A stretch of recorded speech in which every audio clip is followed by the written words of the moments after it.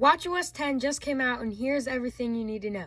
If you have a Watch Series 4 or later, you will be able to get this update. Let's start with all the new watch faces. First, we got this really cool Snoopy and Woodstock animated watch screen that changes around every time you open your watch. There are over 100 different animations, and after using this for a couple days, this is by far my favorite watch face yet. I also love one thing, how you can edit the colors, and all of the colors are something from the movie. Like, for example, orange is the Great Pumpkin, Woodstock yellow, Peppermint Patty, which is green, Scout green, and the list keeps on going on for all the colors that you can have. Moving along from Snoopy and Woodstock, we have this nice new gradient palette clock face that came in with a lot of different varieties of colors, and this one is really cool. There are tons of colors that will match your phone or just any color you're in the mood for.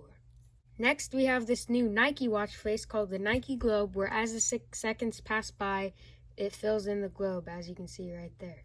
I was really excited about this watch face because I love all the Nike ones, but when I went into the colors, I was really disappointed. There are only like 10 color options, and they're not really the best colors. They're all kind of ugly colors, like these browns and stuff. And I just haven't used this clock face at all just because there aren't really good color options. And the last one we have was called the Solar Analog, which I think it goes along with the light. You can do bright, dark, or dynamic, which is if it's day, it'll be this. If it's night, it'll be dark. And you can do the different colors, which is really cool. My favorite one out of all of these is definitely Snoopy. Let me know in the comments what your favorite is. Another huge update is the app layout. As you can see, no more honeycomb app layout. I really liked the honeycomb app layout because you could make like cool designs and everything, but now it's just this scroll thing, which will definitely take some time getting used to. For the next one, all you have to do is scroll up on your clock face and you get these widgets, which are really cool.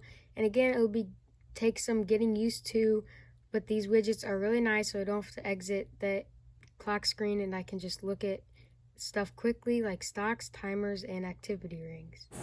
Next is the control center. One thing I always used to do was that, but now that triggers the widgets, so all I have to do is click the side button and you'll be taken to the control center, which is customizable like it was, and it just has a little redesign, which is nice, but again, it'll take a while to get used to it.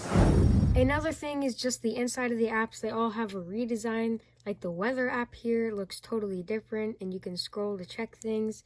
And the activity, that is different. All you have to do is scroll to see your progress. The map also has a redesign. As you can see, when you open it, it'll go to this, and all you have to do is search right there. For the next thing, I don't know if you did this, but definitely me, whenever I went into an app and would want to close it, I always just clicked the side button and it would appear all the apps and I could swipe them out. It's just a habit I had. Now, what you'll also take a long time getting used to is you have to double click the scroll wheel to go to all your apps that you recently opened, and then you can X them out like that. So I'm definitely not used to this, and I prefer the side button better, but I guess I'll have to get used to this now. An annoying glitch I found is when you double tap and you go quickly, the X doesn't appear for a second, as you could see earlier. So then sometimes you accidentally tap back into the app. So hopefully they fix that soon. After using WatchOS 10 for a couple days now, I have been getting used to it. And of course there's the pros and cons, which I went over. So the question is it worth getting? I would say yes. It feels like when I download it, it's just a completely different watch, which everything just works differently and it feels like a new watch. If you like the old stuff, then you know not to download it. I have noticed the battery has gone down quicker, but that's expected with new updates so they can keep the CPU performance running the same. Thank you guys for watching, and if you want to see iOS 17 review on iPhone, then make sure to subscribe, and peace.